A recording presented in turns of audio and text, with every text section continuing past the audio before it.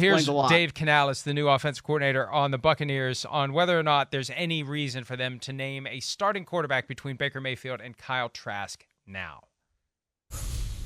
Yeah, I think philosophically, for me, coming from Seattle, best guy gets the job. So you saw it happen last year firsthand. It was Geno Smith, it was Drew Lock, and it was a true competition. For me, it's a win-win when you create a competition. Here's why. If you name a starter today, the backup guy starts thinking like a backup, okay?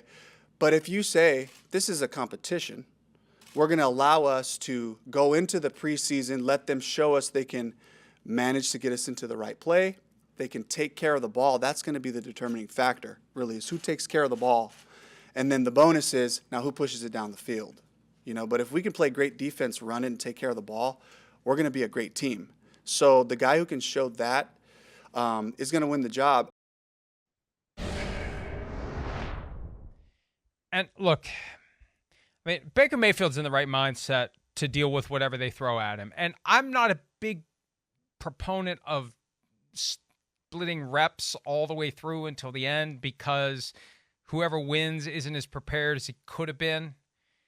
Competition makes you better. I get it, but there's something to be said for having a guy. He's our guy. We've picked our guy, and we're behind our guy, and everything we're doing is focused on getting us ready to win with our guy. And just the fact that, well, it just shows you how far Baker Mayfield's fallen. He's got to go enter an open competition against a second-round pick who really hasn't done all that much, hasn't done anything in 2 years in the NFL. So, but again, Mayfield's not going to complain. He's been through some crap the past few years, Myles, and he's going to deal with it. And Trask isn't complaining either, so they go compete, and we see who the best guy is.